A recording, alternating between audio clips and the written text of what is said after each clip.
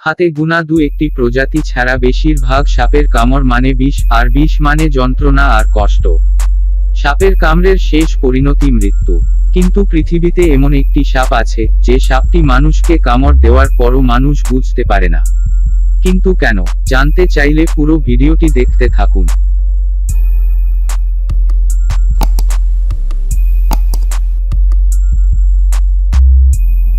বন্ধুরা, স্বাগতম রহস্যময়ের নতুন আরেকটি ভিডিওতে। যে সাপটি মানুষকে কামড় দেওয়ার পরও মানুষ বুঝতে পারে না, তার নাম কমনএইড বা কালকেউটে বা কালাজ নামে পরিচিত। কেউটে বা কালকেউটে বাংলাদেশ খুবই পরিচিত একটি সাপ। বাংলাদেশ যে কয়টি সাপের ছোবলে মানুষের মৃত্যু সবচেয়ে বেশি হয়, এটি তার অন্যতম। প্রচলিত আছে এই সাপ ঘুমন্ত মানুষের বিছানায় উঠে আসে ঘামের গন্ধ নিতে।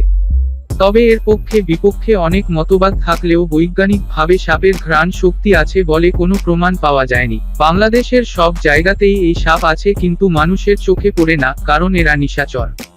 গভীর রাতে এরা বিচরণ করে। এরা খারাপভাবে উপরে উঠতে পারে।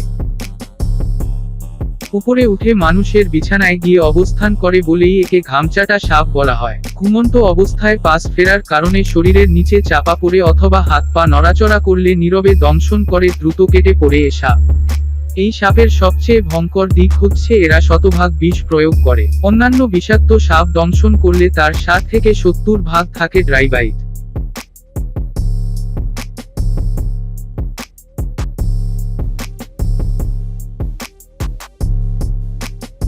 বাংলাদেশে 80 প্রজাতির সাপ রয়েছে। এর মধ্যে কালনাগ সবচাইতে বিষধর না হলেও কিছু ক্ষেত্রে বলা হয় কেউটে সাপের ছোবলেই বাংলাদেশ সবচেয়ে বেশি মানুষ মারা যান। কারণ এ সাপের দংশন হলে অনেক সময় সাথে সাথে বোঝা যায় না। আর সাপের দংশনে মৃত্যুর প্রধান কারণ দংশনের পর ব্যবস্থা নিতে দেরি হওয়া। বাংলাদেশ বর্ষা মৌসুমে প্রতি বছর প্রায় 6 লাখের মতো মানুষ সাপের দংশনের শিকার হন এবং অন্তত 6000 মানুষ মারা যান। এই সাপের বৈজ্ঞানিক নাম কমন ক্রেইট, মূলত ইলাপিডি গোত্রের বিষাক্ত সাপ। বাংলাদেশ কমন ক্রেইট সাধারণত কালকেউটে, কালো কেউটে, কালনাগ, কালাজ এমন নানা নামে পরিচিত।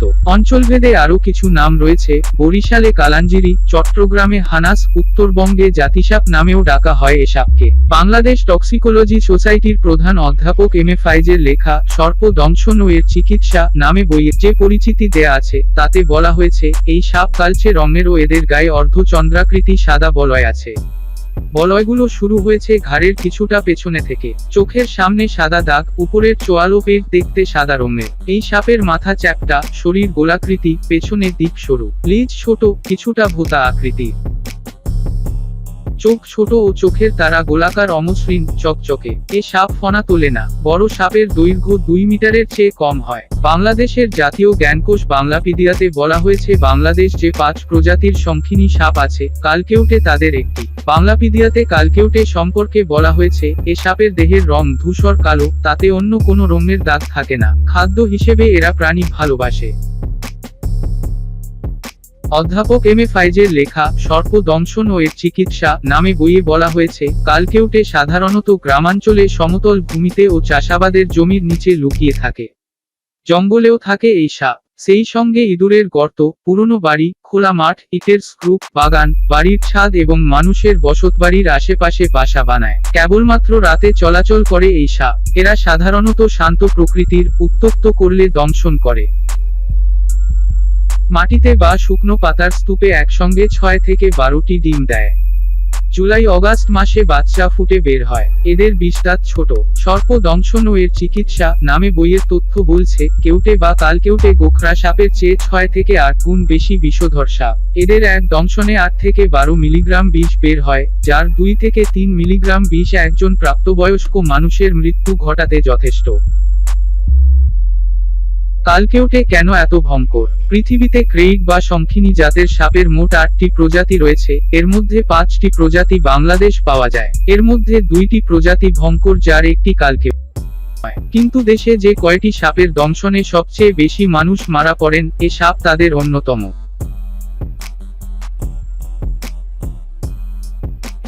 বাংলাদেশ টক্সিকোলজি সোসাইটির সদস্যতা। আব্দুল্লাহ আবু সাইদ বলেছেন, সাপে কাটলে একজন মানুষের শরীরে 3 ধরনের প্রভাব পড়ে: হেমোটক্সিন বা রক্ত দূষণ, মাওটক্সিন বা মাংসপেশি অকার্যকর এবং নিউরোটক্সিন বা মস্তিষ্ক অকার্যকর। এর মধ্যে কালকেউটে কাটলে মূল সমস্যা হবে নিউরোটক্সিসিটি বা মস্তিষ্কে অসাড়তা এবং অকার্যকর হয়ে পড়া। এছাড়া কালকেউটের দংশনে মাংসপেশি অসাড় বা অনুভূতিশূন্য হয়ে যাবে, যা থেকে দ্রুত বিষ ছড়িয়ে কিডনি বিকল হয়ে পড়বে। আব্দুল্লাহ আবু সাইদ বলেছেন, কেউটে প্রজাতির কোনো সাপই উঁচুতে উঠতে পারে না, ফলে সাধারণত নিচে থাকে এমন অবস্থায় দংশন করে। এজন্য বিশেষত রাতে খাবারের সন্ধানে বের হয়ে বাড়িঘরে মাটিতে ঘুমন্ত মানুষ, ফসলের ক্ষেত বা ফসল সংরক্ষণ করা হয়েছে এমন জায়গার আশেপাশে থাকা মানুষ এর দংশনের শিকার হয়। তবে আঘাত পেলেই দংশন করে এ সাপ। এক্ষেত্রে বেখেয়ালে মানুষ হয়তো সাপের গায়ে আঘাত করে থাকে, যার ফল হিসেবে দংশিত হয়। কিন্তু কেউটের দংশনের বড় বিপদ হচ্ছে, দংশনের পর অনেকেই বুঝতে পারেন না সর্প দংশনের শিকার হয়েছেন। এরপর চিকিৎসকের শরণাপন্ন হবার আগেই মৃত্যু ঘটে বেশিরভাগ আক্রান্ত মানুষের। আর এজন্যই একে মারাত্মক বলা হয়। কিভাবে বুঝবেন কেউটে কেটেছে? কেউটের বিষদাঁত খুব সরু, ফলে এ সাপে কাটলে অনেকেই বুঝতে পারেন না সর্প দংশনের শিকার হয়েছেন। এমনকি শরীরে কোনো দৃশ্যমান দাগও হয় না অনেক সময়। তবে যেসব লক্ষণ দেখে বোঝা যাবে যে কেউটের দংশনের শিকার হয়েছেন কেউ, তার মধ্যে রয়েছে দংশিত স্থানে সামান্য ব্যথা, চুলকানি, অবশ বোধ করা বা ঝিনঝিনানি ব্যথা। সামুদ্রিক কেউটে বাংলাদেশ সচরাচর দেখা যায় না, আর যেহেতু এ সাপ রাতে কাটে, শারীরিক প্রতিক্রিয়া প্রকাশ হতে হতে কয়েক ঘন্টা পার হয়ে যায়। ততক্ষণে রোগীর হাত পা গলা অবশ হয়ে যেতে পারে, ঢোক গিলতে পারবে না, সাথে বমি হতে পারে, পেট ব্যথা, মাংসপেশিতে ব্যথা এবং কাঁপুনি হতে পারে। শেষে মস্তিষ্ক অসাড় হয়ে অকার্যকর হয়ে পড়বে। দংশিত হলে কি করবেন? টক্সিকোলজি সোসাইটির আব্দুল্লাহ আবু সাইদ বলছেন, কারো যদি সন্দেহ হয় যে তিনি কেউটের দংশনের শিকার হয়েছেন, তৎক্ষণাৎ হাত ও পায়ের নড়াচড়া বা চলাচল বন্ধ করে প্রেসার ইম্মোবিলাইজেশনের ব্যবস্থা করতে হবে। প্রেসার ইম্মোবিলাইজেশন বলতে তিনি বলছেন, আক্রান্ত স্থান শরীরের যে কোনো জায়গায় হতে পারে, কিন্তু তখন হাত ও পায়ে শক্ত কোনো বস্তু বসিয়ে তার উপর গামছা বা সুতি কোনো কাপড় হালকা করে বেঁধে দ্রুত চিকিৎসকের শরণাপন্ন হতে হবে। শক্ত করে বাঁধা যাবে না। মনে রাখতে হবে, শরীরে নড়াচড়া যত বেশি হবে, তত বিষ সারা শরীরে ছড়িয়ে পড়ার আশঙ্কা থাকবে। দংশনের জায়গায় কোনো কাটাছেঁড়া করা যাবে না। হাসপাতাল বা স্বাস্থ্যকেন্দ্রে নেয়ার সময় আক্রান্ত ব্যক্তিকে কাত করে শুইয়ে দিতে হবে, কারণ বিষক্রিয়ার কারণে এ সময় বমি হবার আশঙ্কা রয়েছে।